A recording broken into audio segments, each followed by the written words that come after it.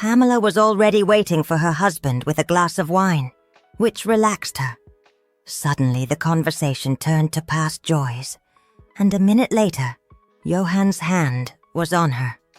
Pamella stood at the foot of the bed, letting the silk strap of her nightgown slide off one shoulder.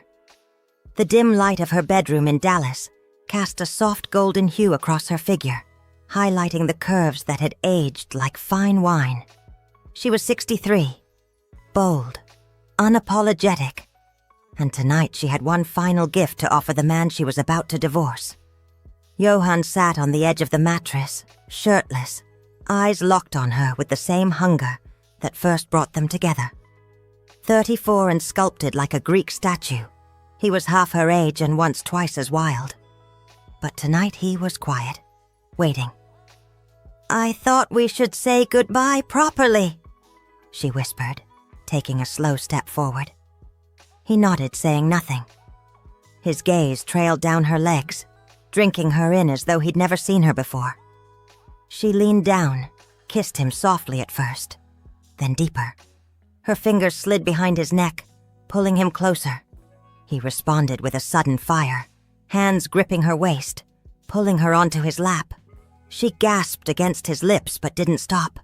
She pressed her body against him, her legs curling around his, nightgown already forgotten on the floor behind her. He lifted her effortlessly, laying her back onto the bed. His hands moved with confidence, his lips trailing across her collarbone, her shoulder, her chest. Every breath she took trembled with electricity. She felt the heat of him, the pressure, the rhythm, building between them like a wave. They didn't speak. There was nothing to explain. This wasn't love anymore.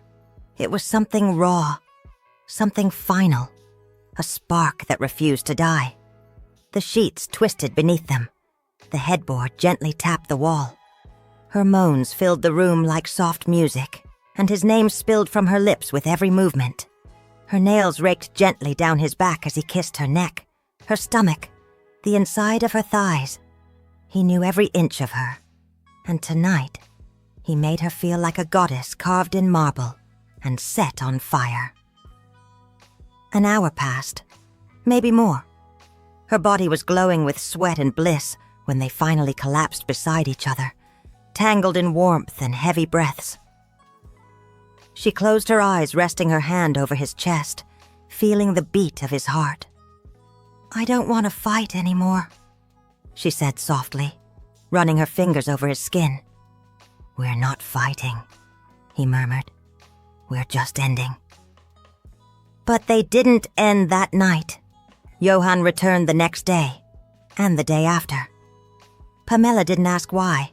She didn't need to. She greeted him each time with soft lips and open arms, her robe slipping a little looser, her hands finding his chest, her mouth tracing the lines of his jaw, his collarbone, the trail down his stomach. She cooked dinner in lingerie. She waited for him in bed with candles flickering. He arrived late, always quiet, always hungry for her, always ready. He kissed her like he'd missed her for years. He took her again and again, his hands exploring with that same mix of reverence and roughness. She whispered into his ear, bit his shoulder, dragged her fingers through his hair as he pressed her into the mattress again. Their nights were filled with motion, bodies folding into each other, legs entwined, breath sinking like music. The tension of goodbye turned into something more like obsession. And still, no one said a word about love. Pamella didn't need it. She had the fire. She had his sweat on her skin and the marks of his hands along her sides. She had the rhythm of their nights, the urgency of their touches, the silent war they fought between passion and pride.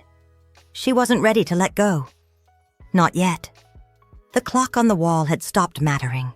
Mornings blurred into evenings, and evenings faded into long, breathless nights.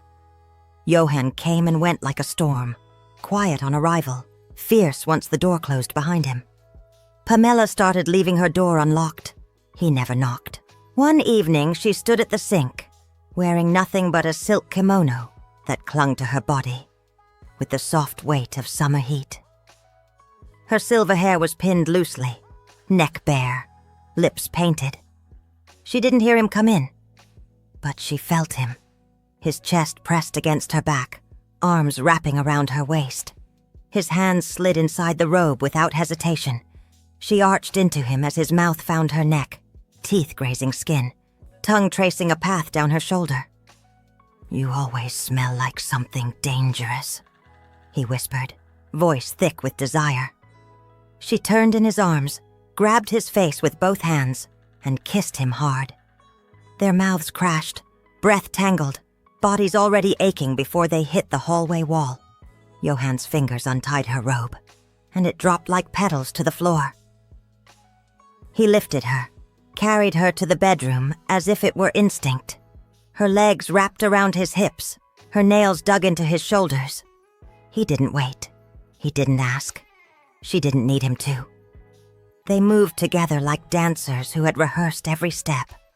He pressed her down onto the bed, his hands on her thighs, her chest, her waist. She cried out his name again and again, not in pain, not in love, but in raw, molten pleasure. They stayed like that until the windows fogged, until the candle wax melted to nothing, until her throat was dry from moaning and her hips were sore from need. Afterward, they lay in silence, tangled in sheets and sweat, the fan above spinning slow and steady like her pulse. Johann lay on his side, tracing invisible circles across her stomach. She watched him, heart thudding, lips swollen. She didn't speak. Neither did he. The next night he returned again. No words, no explanations. He came straight to her, pulled her into his arms, kissed her like the world outside no longer existed. Pamella, in turn, met him with fire. She led him to the floor that time, rug beneath their bodies, nails scratching down his spine. Her back arched as he took her in the dim glow of the city lights, slipping through the curtains. It was frantic. It was wild. It was real. The passion wasn't slowing. It was growing, like neither of them could get enough. The day after, she waited for him on the patio, barefoot in a silk slip, wineglass in hand, her nipples visible through the fabric, legs crossed just so. She heard the door open behind her and smiled without turning. "I'm here," he said, his voice low, thick with tension. "I know," she replied. He didn't even make it to the chair. He pulled her up into his arms, kissed her lips, her chest, her stomach. The wineglass spilled on the tiles, forgotten. Her moan echoed into the humid night air as he pushed her gently against the wall, lips never leaving her skin. They didn't make it to the bedroom. The cool brick pressed against her back, the heat of his chest against hers, his hands holding her hips, her thighs locked tight around him. It was savage and beautiful all at once. And when it ended, they both collapsed onto the lounger, laughing softly, catching breath like two lovers too deep to surface. As he lit a cigarette and passed it to her, Pamella exhaled and leaned against his shoulder. "I thought our last night was weeks ago," she murmured. Johann turned, eyes dark, mouth curved. So did I. Neither of them said what came next. Because they knew it wasn't the end. It was the beginning of something even more dangerous. Pamella didn't sleep that night. She stayed curled up beside Johann on the lounger, the humid Dallas air making her skin slick and radiant under the moonlight. He slept deeply, one arm thrown across her stomach like she belonged to him. And maybe she did, at least for now. When morning came, she slid from his grip, kissed his forehead, and moved inside. She made coffee in silence, wearing nothing but one of his white button-ups, the sleeves too long, the fabric brushing her bare thighs. She didn't expect him to follow, but he did.